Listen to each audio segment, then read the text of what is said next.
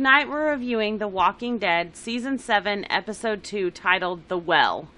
Well, of course, like we seen earlier, we finally meet Ezekiel, the King Ezekiel, and he's actually really freaking cool. I mean, I really like the kind of motif. It kind of feels like you're in a Renaissance era. So what did you think about him? I think he has great leadership. He makes a really big point that people want a leader. I think he became the leader because he has a tiger. He has good leadership skills. He's very persuasive.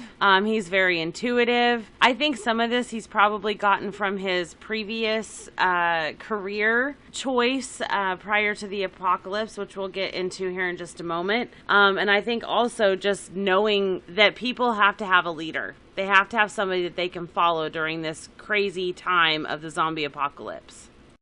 Well, I kind of want to talk about his agreement with the Saviors, which was really cool. I mean, honestly, I didn't think, basically what they're doing is they have a whole bunch of pigs they round up inside the city because there's a whole shit tons of them in there for some reason. They are actually taking them and feeding the zombies to them to actually fatten them up and stuff like that. Which, honestly, I didn't think that would honestly work to fatten them up because I understand they're, I guess, technically omnivores, but would eat like normal meat, not rotten meat. I wouldn't think that would honestly fatten them up, but apparently it does, and it works really good.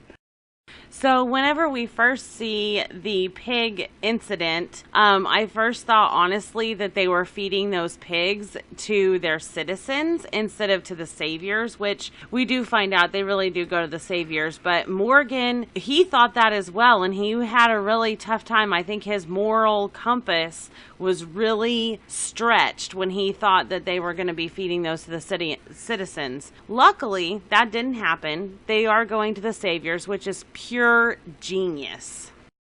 Well, it's honestly feeding them trash, basically. Just junk they have laying around, like cans and forks and shit, and they're feeding it to the saviors to keep them alive, which was really pretty funny. I want to jump down to the next thing, because at the close to the end of the episode, Carol, of course, is sneaking away because she's a damn ninja, and of course, the king catches her, whatever else, as we've seen in that episode. Then you heard him basically talking to her, telling her that you can't bullshit a bullshitter, so he definitely knows that she was faking the entire time when we see them first meet, because you can kind of see in his face anyways, he kind of has that like oh really look to his face. I thought it looked kind of weird anyways when they were very first meeting, and now I kind of really honestly understand what was really going through his head, that he already knew, okay, this person's just another con artist.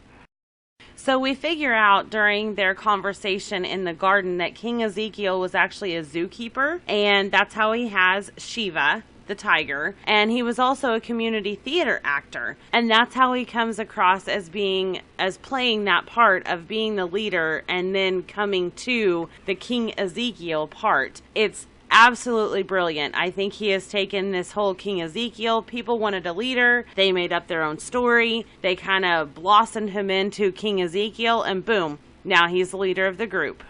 Well, who's gonna fuck with a man with a tiger? I mean, seriously. You come across a man with just his backpack in this reality, and okay, fine, you rob him, he's dead, you gotta stick with shit. But you come up on a guy with a fucking tiger, you ain't gonna mess with him at all. There would be no way in hell anybody would be picking a fight with a fucking tiger. My final thoughts on this episode, I'm really glad that we were able to have a toned down episode after last week. That was very brutal last week, but 2 killings, 2 characters that we love, that we've known for quite a while. I'm really excited to see the boy that Morgan is training. I'm excited to see where he goes, because Morgan kind of tells him that he has to pick his own path. He can't let other people direct whether he's going to kill with a gun, a knife, or use the staff. He has to make that decision for himself, just like Morgan had to make that decision. And Morgan's kind of just, meandering through it. It's still kind of new to Morgan as well.